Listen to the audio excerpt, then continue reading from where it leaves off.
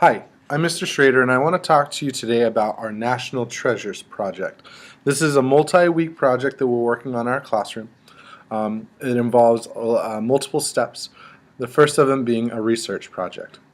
In order to organize our student writing, well, first of all, each of the students are going to be given or assigned some sort of monument or treasure that represents the United States. And their job is going to be to research that topic, become the expert on that topic for our classroom.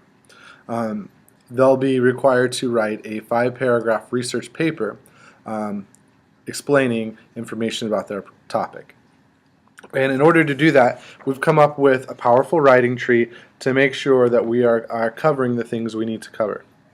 So a powerful writing tree, when we break it down, it's 5 paragraphs. The first paragraph is an introduction, and then the first main idea is what is where. And the explanation for the what is where is right behind it. It means you'll need to have information about where your treasure can be found. You should include the city and state, where it's located, and what is the actual treasure, what it is we're looking at. So the main idea is already filled out for you. It's what is where. And your job then, or your student's job then, is to come up with 3 supporting details, 3 pieces of information that tell us what is where. The second main idea, which will end up being the 3rd paragraph, introduction, first main idea, and second main idea, is why there. When I look on the explanation for why there, it says you should be able to tell why the treasure can be found there. Why is it where it's at, what it looks like, how it represents our nation, and what it might be made of, any other information that would be about the actual American treasure. So the main idea is already written in, it's why there, and your job is to come up with 3 details. And you need to research to find the details. And finally, our last main idea is why do we care about this national treasure? You need to explain why it was built, why it represents our country, and why it's important to know about the treasure. So for example, if we're doing the Statue of Liberty, it was a gift from France. It was the first thing that immigrants to our country came as they went through Ellis Island. That's the first thing they saw about America. So it's a really powerful symbol of what America is. All of those details, and again, the main idea of why CARE is written for you, you need to come up with 3 details. All of those details have to be found in a source. Our students are not an expert on any of these, and so they need to research them so that they can learn about them. So any of the supporting details have to be backed up or have to be found from some source. Now, our expectation is that we have 3 different sources for all their information. They're looking for 9 supporting details that came from somewhere within 3 sources. Those sources can be online sources, or it could be a book or an encyclopedia, a magazine, any of those kind of things to help us learn about our national treasures. So when we're writing research, it's important to identify where that source was. So 4th grade has developed this process to help making citing our sources easier.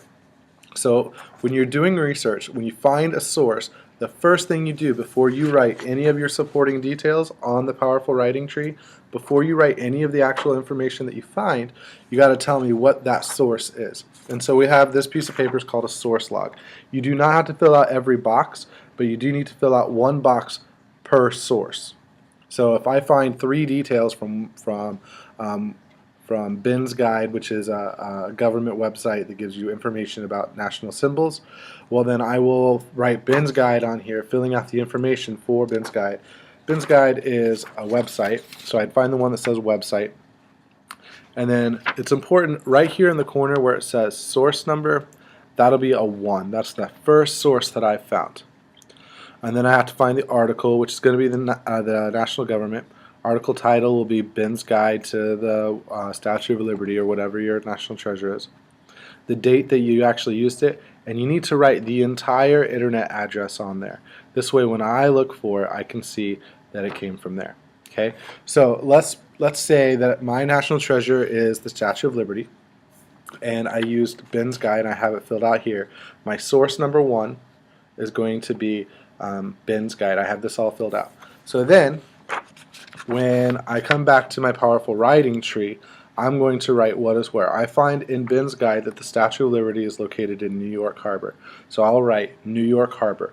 And it's important that in the margin right next to it, I'm going to write the source number that it came from.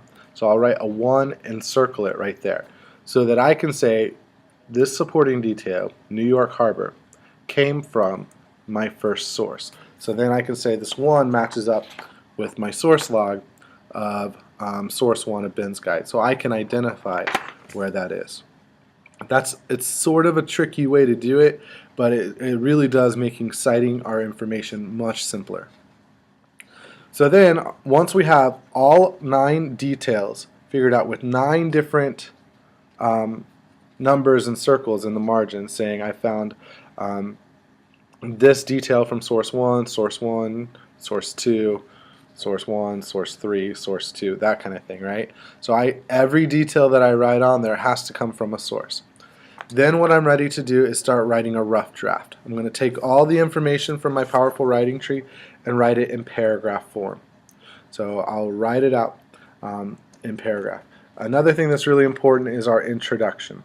The last sentence of our introduction should look something like, in this report we'll discuss where my national treasure is located, or where the Statue of Liberty is located, why it's there, and why we care about the national treasure. So it's called a thesis statement. The last sentence should tell you what your 3 main ideas are. It's sort of like a table of contents in a book. It'll tell you what you're going to go into detail about in your main idea paragraphs. Okay. So then when we write a rough draft, we write it in paragraph form, indenting and complete sentences with capital letters and punctuation. We take all our notes and we kind of form it into sentences that make sense together. When I write a rough draft, I also try to skip lines so that when I revise and edit, that there's room to make those changes. And then finally, we'll make our final copy. Thank you.